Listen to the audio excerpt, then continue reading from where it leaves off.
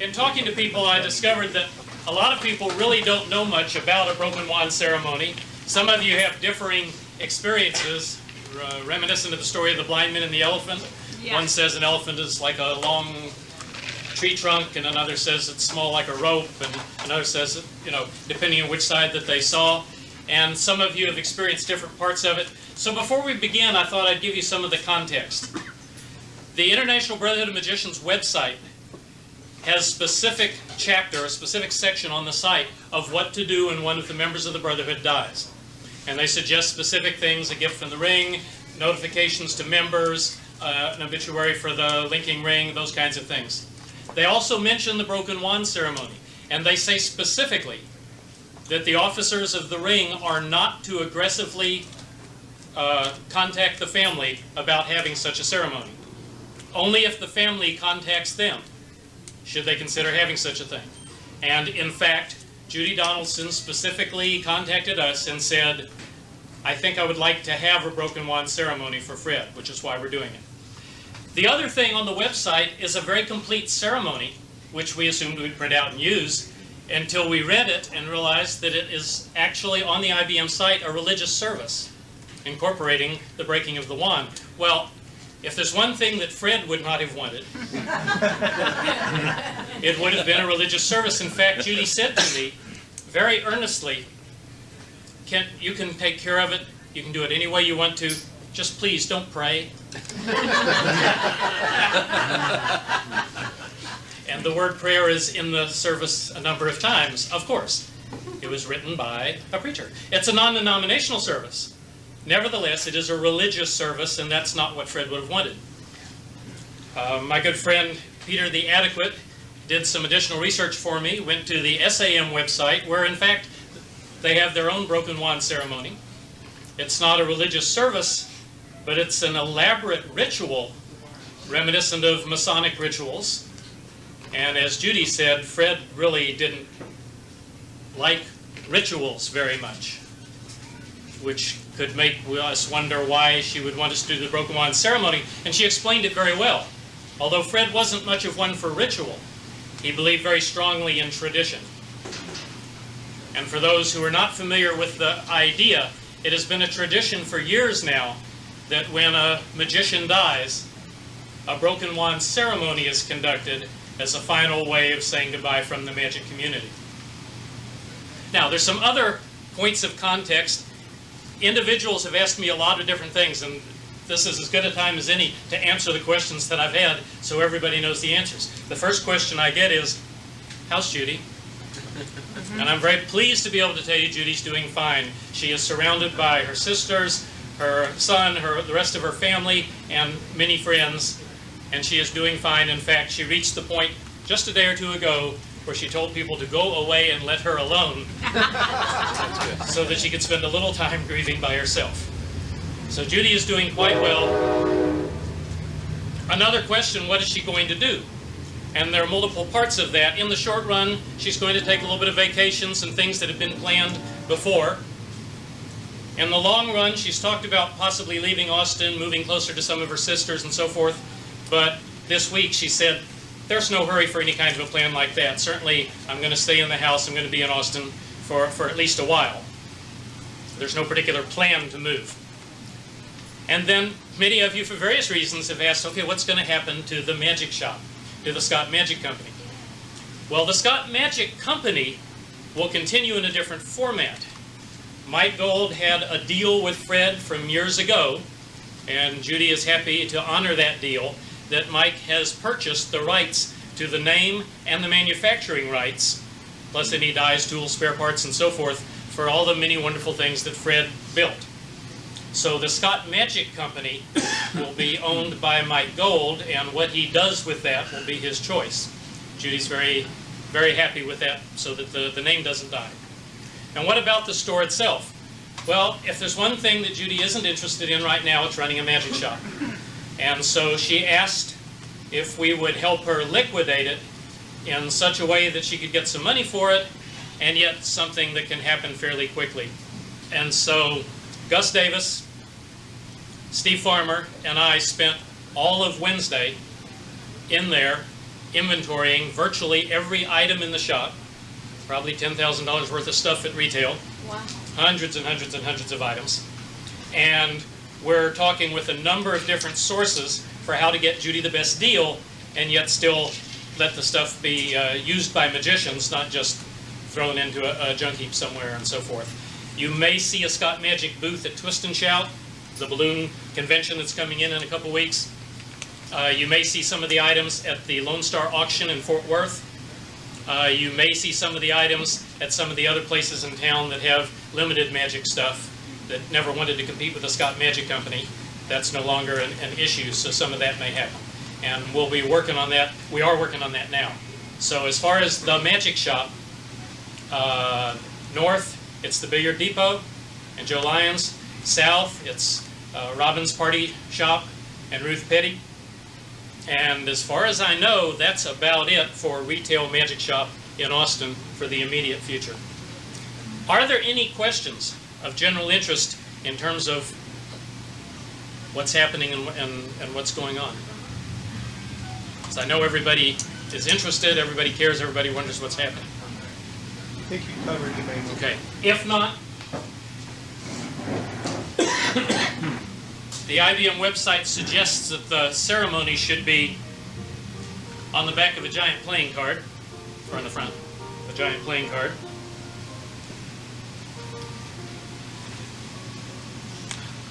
And one other piece of the context, so I'll let you be thinking about it. Ramon Galindo has agreed to videotape the ceremony for Judy. It was very uncomfortable for her to try and be here tonight, as you can imagine. And when the ceremony itself, which is very short, is finished, anyone who would like to, on record, say something about Scott, either just sharing a story or saying a few words or anything, I'm sure you've got enough tape in there, Ramon? Yes. And you're welcome to come up, and we'll invite you to do that if you'd like to after the ceremony. My name is Kent Cummins. It is with deep humility and genuine pride that I assume a role in this ceremony. I come as a representative of the International Brotherhood of Magicians, the Society of American Magicians, the worldwide magic community, and as a humble spokesperson of their members, friends of Fred the Great Scott Donaldson.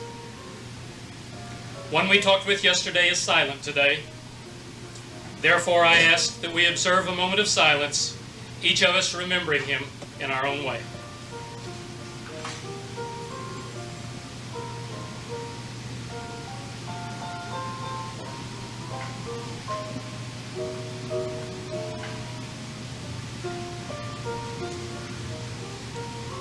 A friend who we walked with has gone on without us. We shall miss and remember him. No greater tribute can be paid to anyone than this, that he lives on in the hearts and esteem of friends. You guys have the magic wand?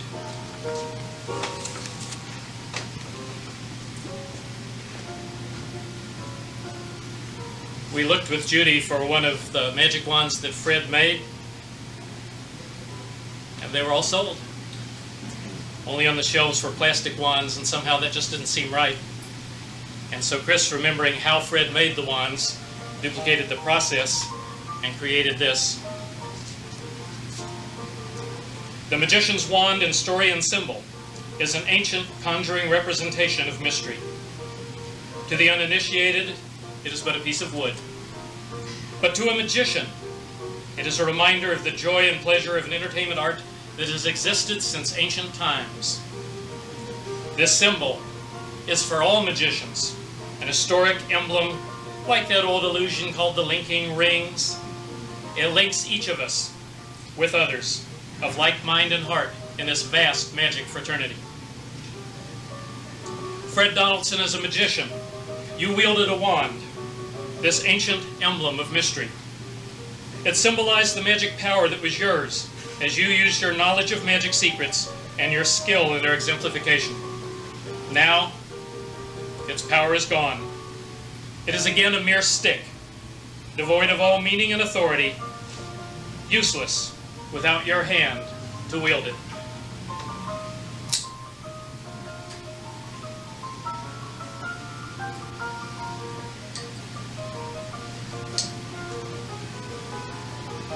Fellow compeers, may the broken wand symbolize the end of a life filled with magic. His memory and the influence he has had on others will live on forever. As we have done so many times at the conclusion of his many performances, I'd like to offer a final round of applause. Ladies and gentlemen, the great Scott.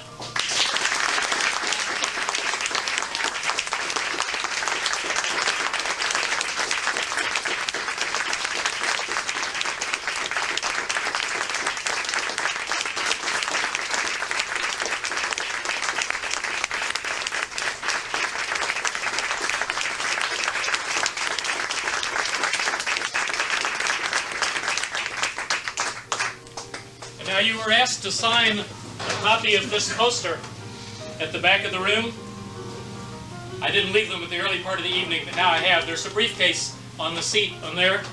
Judy found over 100 of those posters on the shelves and asked that I bring them to the meeting tonight so that everyone who came to this meeting would have a tangible souvenir.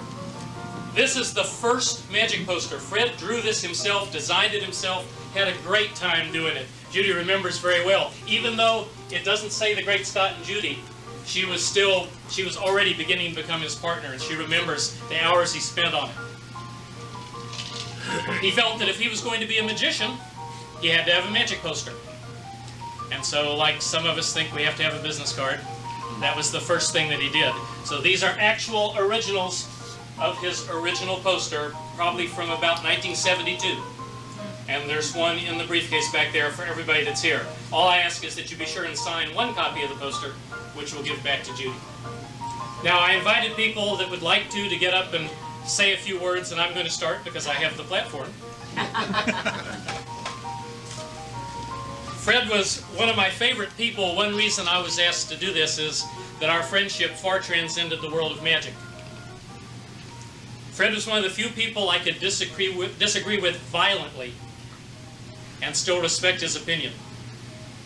Whether it was politics, gun control, religion, performing, it's amazing the breadth of things that we disagreed on. For example, I was sick one time and told him I had to do a show. I said, you know, the show must go on. And Fred said, why?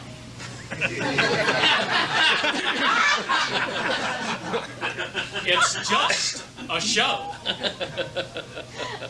And nobody had ever challenged that before. But there's something to that. I think everybody who has had any amount of time with him has some of these memories and stories. And if anyone would like to share them while the tape's rolling, just come right on up. I'm just going to release the stage. I remember meeting Fred in 1993. And I'd visited in Fort Worth at the Magic Shop in Fort Worth, and had been given Fred's name to call about a magic auction that was held in Austin, Texas, the world's largest magic auction at the time. And I called Fred up, and he invited me out to the old Sirloin Stockade on North Lamar, where Ring 60 was meeting at the time. And I joined the club because of the magic auction and because of Fred's invitation, and have been very active ever since. I really am so glad that I got to see their show. I got to see it at the tail end of their career. It was the last show they ever did. But they did a show called I think it's called the Great American Magic Show. Mm-hmm. And they had a final performance. And of course they invited all the Austin magicians to come to it. It was in Bastrop, Texas, and I drove over there and went to the show. And it was a great show. Kent was on it, and I can't remember who else was there. I remember Scott and Judy, and it was a fantastic old-time magic show. It was really a pleasure to go to. I used to go out to the magic shop and visit with Fred, and he was a great gentleman. just like to, not necessarily to go buy anything, but just to go by and sit and talk to Fred was a great experience. And about a year ago, Ramon called me and said, we need to go over to the magic shop and talk to Fred and videotape him. And I've got his permission, and let's go out and do that. So went out to the shop and visited with Fred for like 45 minutes to an hour maybe. And Ramon did the camera work, which he's done so well for years, and I sat there like an interviewer and asked Fred about his life, about his career, about magic, and tonight Ken told us about investing in magic, and that was a true investment, and I am really glad that we have Fred on videotape now. 75, and he lived over in a place where off of Allendale Road, I think it was called NASCO. And one of the first times I was in there, Fred was showing me a trick. It used a card, and he showed the deck to be quite normal, and he had a free selection of a card, or almost free selection. So. And then Fred brought out a tape, an audio tape, and put it in a recorder, and it named the card that I selected. And he was blowing it up. He said it uses a Quran deck, and he was telling me how good this was and how it could be done anywhere, how it's been done on television and around the world.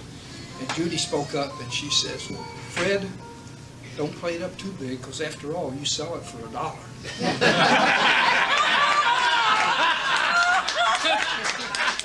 So that was $1 I spent real quick. Well, I've heard a lot of good stories about Fred, and I'm going to tell you a good one. Fred was a man that you could learn a lot of things from. Fred performed in Bastrop. I think I heard Ron talk about it. And he asked me, can you take this show? I said, yes, I'll tape it for you. So he said, we're going to have a rehearsal. So I got there early. They had everything out on the stage. The people hadn't started arriving yet. And then I saw the Sagal sisters, Richard Sagal's daughters. And he had a chair, and he sat down, and they had a little visit there. I had never seen this done before. That he started walking through the show. And I'm standing behind the camera. I'm not filming yet. I want to see a rehearsal. So what he actually did, he walked the people through there. He was telling them what they were going to do, what they were going to pick up, and how they were going to do it.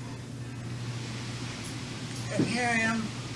I've seen a lot of rehearsals, but I've never seen anything like this.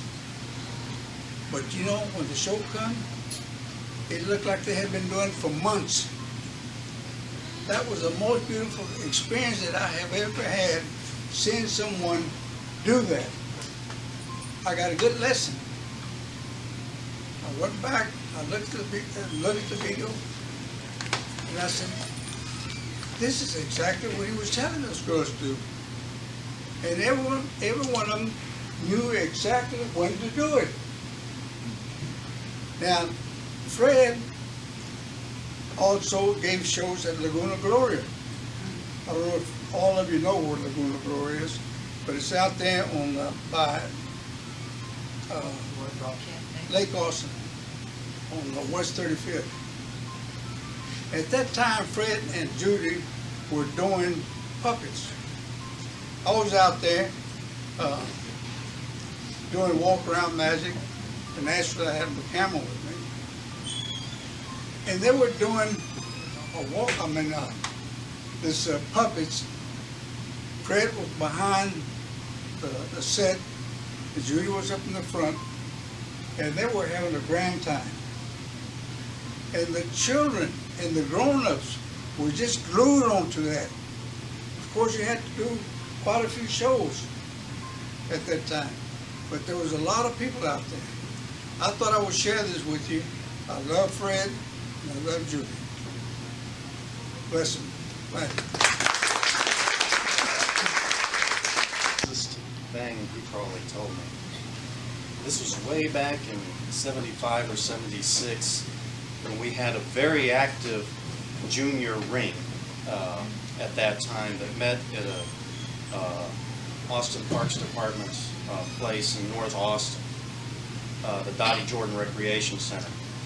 And we had a day-long convention which included an auction, which incidentally was the first auction that this club ever had. And he was talking about comedy magic, and he was talking about what's funny. And he was producing things from a squared circle, and he produced a stocking, and he said, "This isn't that funny. Pantyhose are funny." And he produces the pantyhose and said, "Look, one leg's longer than the other." Well, I just thought I'd share that to you. That was the wisest thing he ever said. Got performed on January 24th of 1985. It's my 5th birthday. Mom had found a magician, and as I recall her telling me hundreds of times when I'm trying to price my show, I hired him for $50. Things have changed. I can remember helping him out, the little box that played Happy Birthday. I held the wand and it popped out a little magic trick. Got a picture of me of me doing that with him. The only other thing I remember from that party is my R2-D2 birthday cake. So it left an impression. Helping the magician, being there. I fell in love with magic. My mom remembers as a child me telling her that someday I'm going to be a magician. She had asked the great Scott after the party if he did shows for adults. He said, "Yes, I do." She hired him to perform at the banquet for my grandfather's company that year. The two differences in the show were the milk pitcher poured beer and the stream of silks had a brassiere on it. The two differences.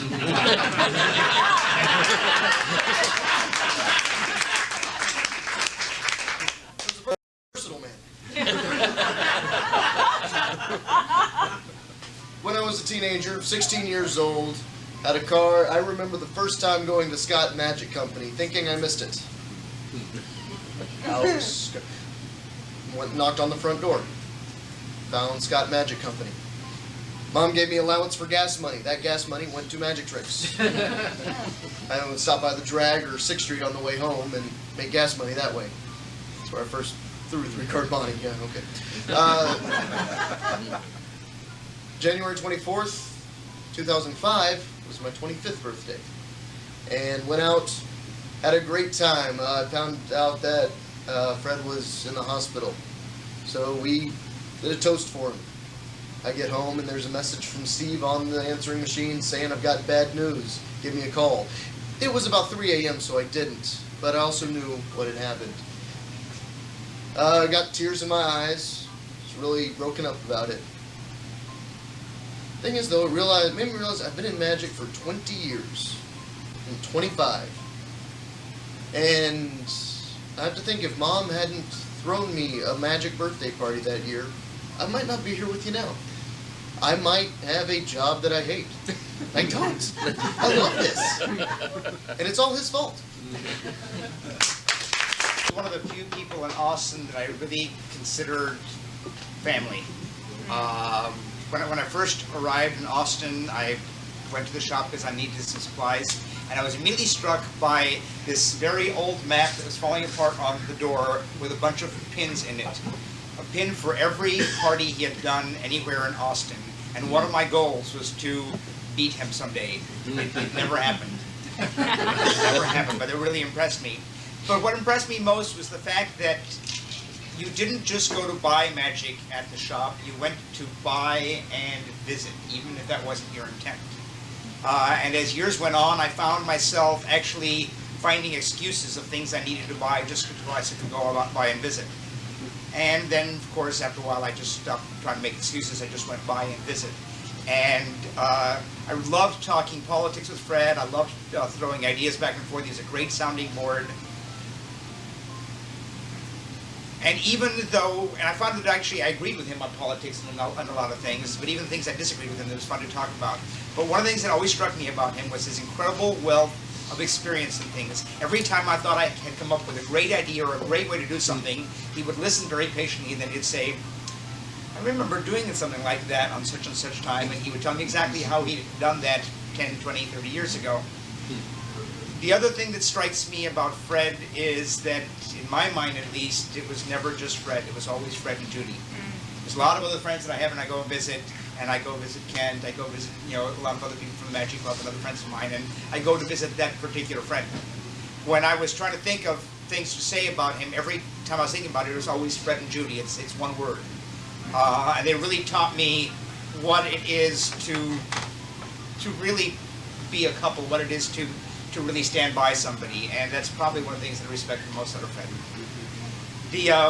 The one little bit of advice that I remember the most from him, and I've probably quoted the most often, I remember sitting in the back of the shop with him one day. It was raining outside, and we were talking about trick decks. And he said, when I first started doing magic, I bought every trick deck around, and then I became a professional.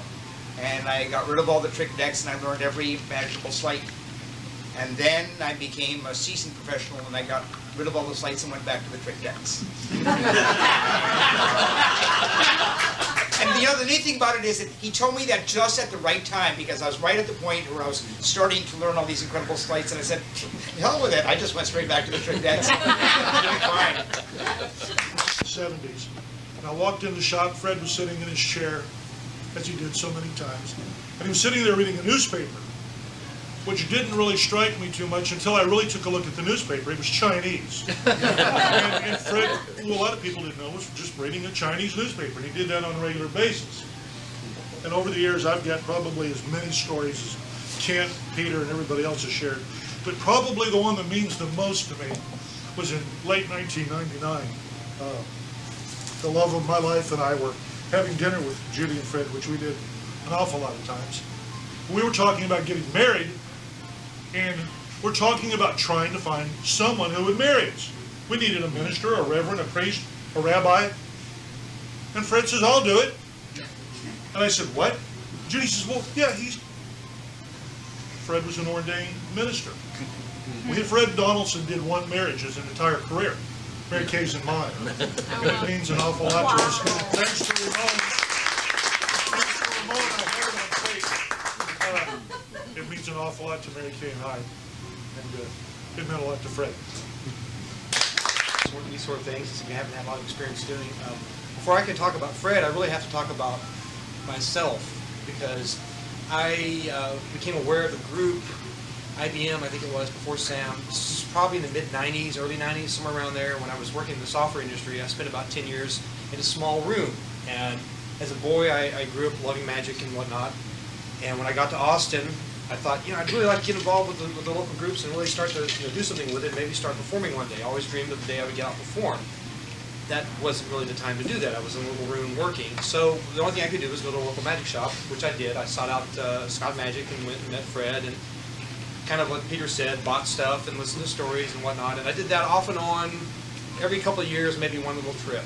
And I remember getting some newsletters in the mail for a period of time until finally they said, all right, we're not going to send you more free newsletters because you're not coming to the meetings.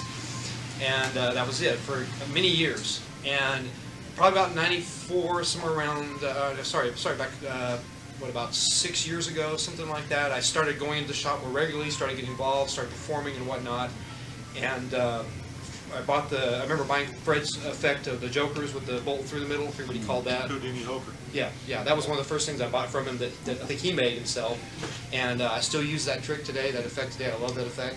At this point, I have in my possession, my prized possessions from Fred, because I would go by and I found myself doing what Peter said, just going by to visit and just kind of shoot the breeze. And at this point, my favorite possession is a piece of paper about this big that is scrawled a stringing array for how to wire a stage that Fred scribbled on a piece of paper and gave to me, which I'm not by any means ready to employ or try to perform, but I have that in my little collection, so that one day I can try to decipher that and figure out how I'm going to run all this wire and thread,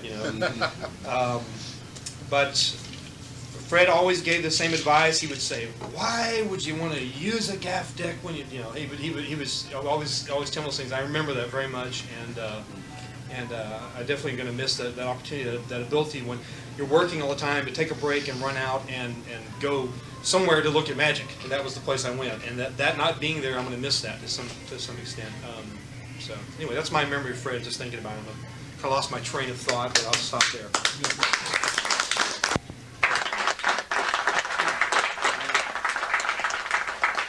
I try and forget that.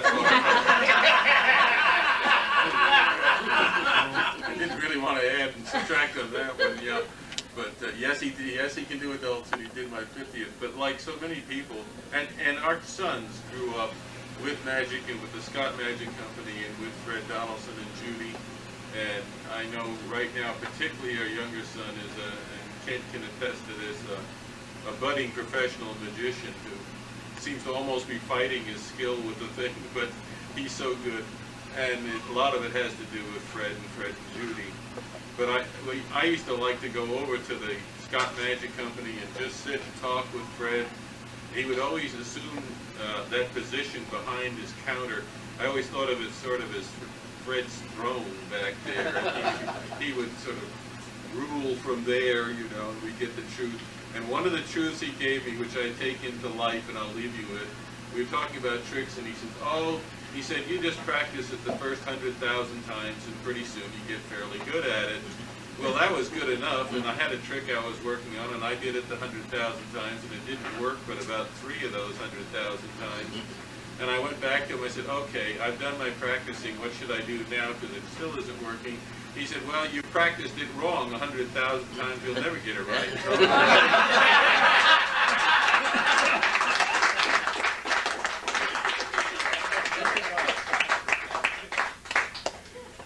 My office changed a few years ago and moved about a mile away from Fred's shop. And my job is flexible enough where no one really knows what the hell I'm doing anyway. So sometimes it was convenient for me to just sort of step out of the office and wander on down to Fred's with some excuse. And Fred always had time. He always took time. And I remember when he retired from performing magic, he was very stoic about the whole thing, but it broke his heart a little bit. And I remember coming into his shop one of the days very shortly after that had happened, and I talked about how wonderful it was that I was so close to the shop now. It'd be really easy for me to come by and visit and talk. And he said that would be fine. I could come and visit all I wanted, but he didn't want to talk about magic anymore. So I said, okay, it's a deal. I will come and visit, and we will not talk about magic. So I went in and very pointedly talked to him about anything. I learned all kinds of amazing things about his travels around the world and the work he did for medicine and all of those things that he has done that have been historical here in Texas that I had never known, because to me he was simply Merlin. And that lasted for about 3 months. And then we walked in and he brought it up and we were talking about magic again. And there's a saying that no one ever truly dies as long as we keep their memory alive. And for any good story, you have to have spectacular characters. And one of the greatest gifts that Fred ever gave me was to be a person who is so unique and so recognizable that even people who don't know him know him. So that for the rest of my life, whenever I said, yes, that's it. And he said, very good. We don't have that. Then I know Fred's going to be there. I know that everybody in the audience is going to get to meet him for the first time. So thank you. what I've heard from all of you is that I genuinely enjoyed all the time that I was able to spend down there at Fred's Magic Shop. Stephanie and I would go down and sit down and talk and talk and talk, as many of you have had, and we walk out of there and we look at our watch, and we didn't even realize until later how much time had gone by. And I just felt like I was in the presence of somebody who was interested in what I had to say, and I sucked up every single word that he said. We hung on every word. And today I drove down to Austin, and I was here. And in the past, if I would have come down just like I did, I would have swung by there and spent a little time. And I didn't get to do that today, and I won't ever get to do that in the future, and I'm going to genuinely miss that. And I just wanted to share that with you, that you know, our lives have changed, and we're going to move on, and a piece that was very important to me has moved on, and that's all I have to say. Morning, sitting up having this huge debate with some fellow magicians, and the people that were sitting there, there was a professional magician who had performed a really neat matrix routine, and he was sort of the you know, the keeper of the brotherhood. You know, he had this super idea of how magic was supposed to be something just great and something unique, and then sitting next to him was a gentleman that owns what we call a Houdini magic shop down in San Antonio. And this is a shop where every 15 minutes, you know, somebody who knows nothing about magic but has practiced these 4 tricks gets up and performs this floating card routine, and will gladly sell it to you for $25, and they'll take you right back in the back and show you how it's done. And these two were getting into it. I mean, they were going at it about how this guy has sold out, and this is not what magic is about. And then the guy that owns the store is saying, you know, magic is just a business to me. It's not about that.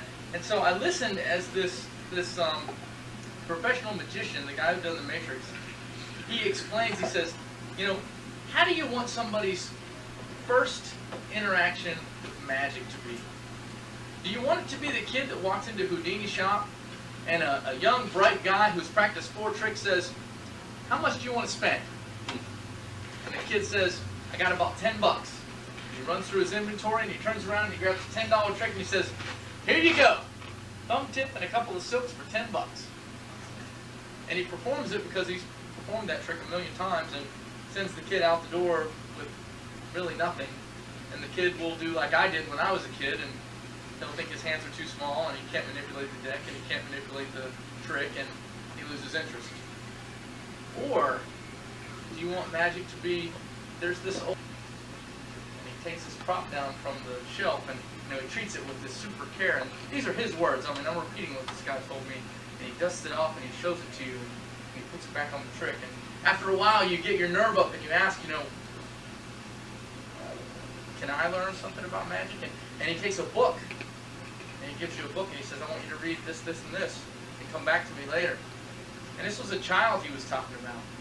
And the whole time I was sitting there, I was saying, thank goodness that my friend Roger took me to see Fred, so that I had that experience, rather than the Houdini Magic Shop experience that, you know, even at 32, 33, 34 years old, you can still be a child, and you can still have that experience with somebody who really thinks about this as an art, and about what it really means to us. And Fred was able to share that with me, even as a young man, and I'm very thankful for that, and I'm saddened that we won't have that experience again. Like, and I told him Batman, and he said, when I was growing up, I wanted to be like Pot. And he said, and now I've come to realize I'm a lot like it. I have a anchor tattooed on my arm from when I was a sailor.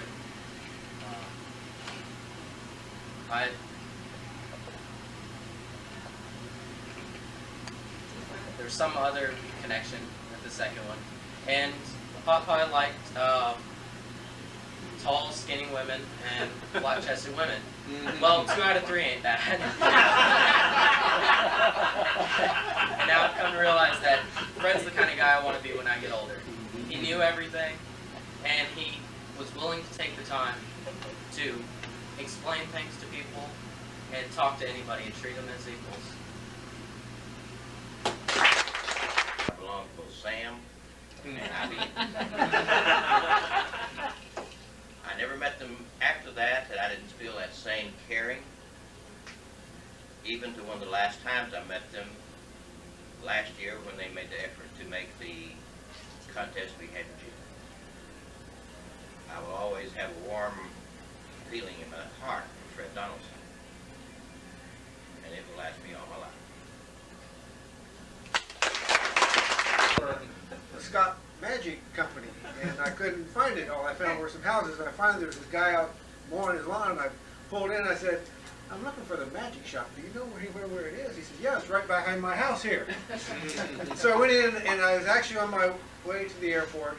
As I was leaving, and I just wanted to buy some sponge balls. I was getting back into magic. And he talked to me about sponges. All the different types of sponges and the things you can do with sponges. And I thought, this guy really knows a lot. I was really honored that he took the time with me. And then I got involved with IBM and SM. And I can't, to this day, I'm still amazed. When they would call me up or talk to me as a real friend. And I remember thinking, who am I that you should care about me? They were just the kind of person that Fred and Judy were. They cared about people. I'm still amazed they cared about me. Fred. Well, just in general, every time we'd come down to Austin, as Dad said, we'd go and sit in his shop and just talk to him for hours on multiple occasions. And it did not ever really have to be always about magic. We would just talk about anything and everything. And it seemed that he had just done everything that there was to do, and he always had interesting stories to tell, and he always was interested in everything that everybody had to say. And every time we left, he would always tell me that he would continue to follow my career with interest. And I believe that he's still doing that, and he's just one of the nicest people I ever met, and I'll always remember. In 1996, until that time I was a school teacher in Sugar Land. And of course, like many of you, discovered magic at a birthday party. It was actually someone else's birthday party, but I was about 5, and I got hooked. From then on, it was magic kits and magic books and magic specials and TV shows that sort of had something to do with magic and anything I could ever see. I had no idea that organizations like this existed, nor had I ever met a professional magician in my life. All the time I lived in Houston, I had no clue that Houston was a big magic center and had lots of magicians and organizations. Magic was something that was always done by me and alone, and studied the way that many of you had to learn it through a book, and at that point I didn't even know videos existed. I then came to Austin and had rediscovered magic in my teaching, of all places, because I was frustrated with my students not reading. I had some non-readers, and trying to get them interested in books. They didn't have time, they didn't want to read, they didn't want to know. And searching my mind, trying to figure out why and how can I motivate this kid to discover the joys that are in these wadded up pieces of paper that are stapled together or bound in any number of ways, the things they can do for you. And I came to think, wow, you know, I could do magic. I've learned it from books. Maybe they would appreciate that. So I started doing a trick here and there in conjunction with my teaching, and using tricks as rewards for having done exceptionally well at things. And I always got the same reaction. Wow, how did you do that? Can you teach me how to do that? And of course my answer was always, I learned it from books, and no, I can't. But I'll be happy to help you find books in our library here, and if they don't have any, I'll be happy to loan you some of mine. And I watched with awe, in numerous occasions, non-readers, people who could not stand books, didn't want to spend any time, it was a waste of time, suddenly begin reading and checking books out and actually reading these books and coming to talk to me about things that were in the books and asking if they could borrow my books. And I began to learn that there was something to this magic that really was magical. But I still didn't know anybody, and I didn't realize that there was more to it than reading and practicing at home alone until I came to Austin. When I moved to Austin, I decided that, you know, on a lark one day I was bored, I didn't have a job, and I was kind of depressed, and things just weren't really going too well, and definitely not going the way I thought they would when I moved here. And I dug out a phone book and just decided, what the heck, I'm going to look and see if there's a magic place here, and I'm going to go see if I can find a magic shop. I discovered, like many of you, the Scott Magic Company. And I, like many of you, went down there and spent 30 minutes, actually more than that, driving around, making circuits and going back and forth, because I couldn't remember the address. I just knew it was this magic shop, and it was on Kramer Lane. And I couldn't find it. So I finally drove around the corner and down the road and found a convenience store, asked them for a phone book, and actually called to find out where this place was, only to find out, like many of you, it was at a house and behind the house in the garage. That first visit took about 4.5 hours. I had no idea when I walked in there. I told him I was looking for magic and basically my history, and he sat down and he just started talking about, what do you want to do, how do you want to perform, why do you want to do this, who do you perform for, and he was asking all these questions, most of which I didn't have any answers to. I didn't know. And finally he said, I'll tell you what, I'll show you the best trick I've ever seen. And I said, okay. And he proceeded to pull out 3 jokers. One was red, one was yellow, one was green. And he handed me a pen. And he said, I'd like you to point at these cards and just concentrate. And I want you to choose one, and when you choose it, I want you to point at it with the pen. And I don't want you to pick up, just point at it. Well, I did that, and then he looked at me and he said, are you sure? Because you can change your mind anytime. I want you to be certain that this is what you want. And I said, yes. At which time he revealed to me that that had been predicted the whole time. I was floored. I was, wow, where can I get this? Oh, I make them. I sell them. And he proceeded to sell me the best trick he'd ever seen, which was his trick. It was so simple. And it still is so simple that it still boggles my mind that it could catch me so flat-footed and leave me with such a sense of wonder. And I still use it constantly. But that's the kind of guy that Fred was. Just as I was introducing people without knowing it to the joys of this magic fellowship that we share by saying, read this book. You know, look at this book. This will tell you what you want to know. This will teach you these things. Fred, it was in his own way taking me under his wing and saying, yes, you've learned some magic theory, you've learned some magic tricks, but you're missing the real picture here. Magic is about this. Magic is about the brotherhood. It's about the sharing of the knowledge. It's about buoying up those who are struggling behind us, those who are trying to learn, and giving them the knowledge that we have accumulated. And Fred never ceased to do that at any time that I knew him. And we'll miss him the rest of my days because of that. Roll up and down Kramer Lane many a time. Some of you folks know that I was born and raised in Mexico City, which is something I share with Peter the Adequate. We both grew up, our parents knew each other. In fact, my mom dated his dad in high school. It's interesting to speculate about the possibilities. If they hadn't broken up, the magic gene combination would have probably produced another David Copperfield or something. Anyway, I came to Austin in 1971, entered graduate school at the University of Texas, and I had been interested in magic since I was a kid in Mexico, and I remember very fondly driving up to the border and driving up to San Antonio a couple times a year and spending every nickel I had at the old LB Magic Company in San Antonio.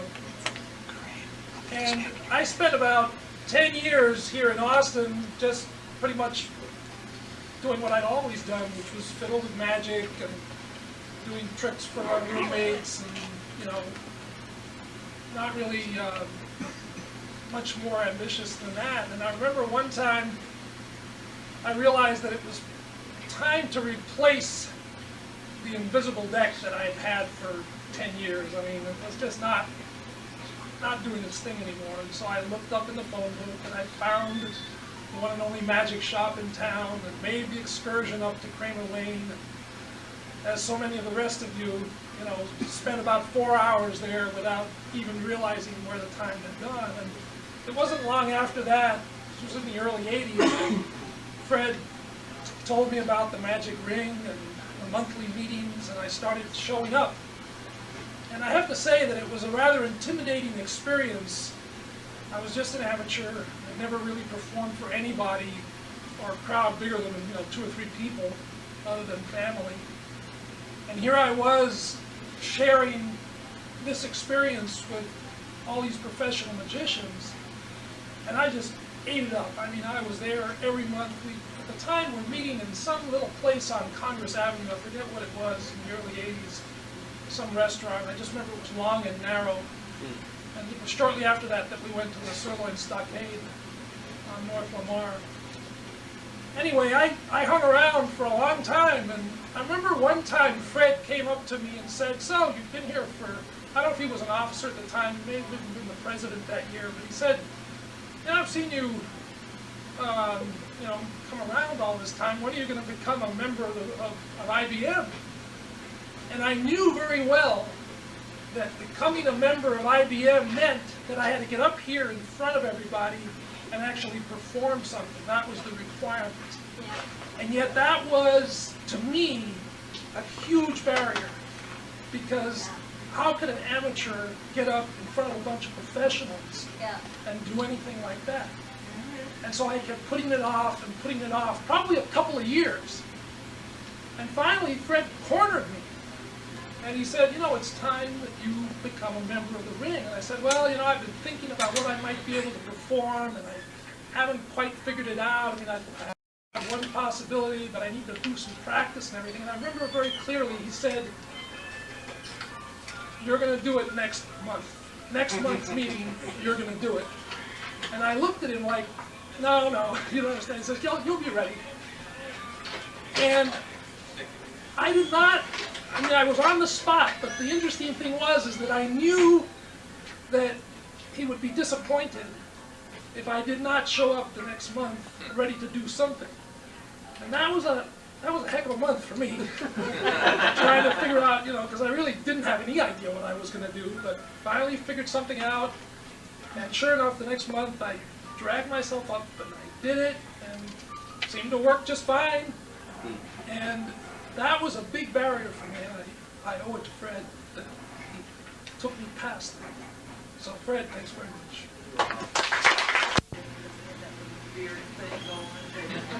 It was kind of fun. But through the years, Fred's always been, was very, just real people. I somehow got sucked into the administration side of a lot of these things. And, you know, I'd get worried and I'd be upset about things, and he'd have great pearls of wisdom like, "Do you know that you can give a magic show in this town at any time and always have 400 people show up? Don't worry, we will have 400 people show up." And we would. I'd get in the twist because, you know, people weren't happy, and I like everybody being happy, and we know that's not possible, but I like that. And he very, very calmly explained to me that, don't worry about it. Just don't worry about it. And so I try to take that advice. And so, you know, for all the wonderful things he always said, told me about, things I tried to listen to, and I respected that, loved him a lot, miss him a lot, and I'll have to drink a lot of champagne and think about it. So.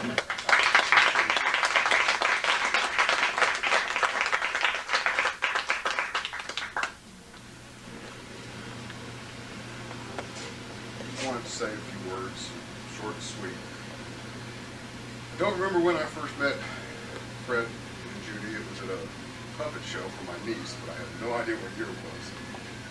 Somewhere in the late 70s or early 80s. I do remember when I actually got hooked in magic. I caught a magician disappearing a cigarette. Had bought myself a brand new thumb tip. Boy, I was hot. I was out buying science fiction, and a member of the club dragged me around the corner to what was my very first auction from the IBM. And Fred just kind of sucked me right into the club, and next thing I know, I had slush powder and breath and the cut and restore thread, and the Joker trick, and just I've just been completely inundated with magic ever since. The majority of it was taught to me by Fred Donaldson.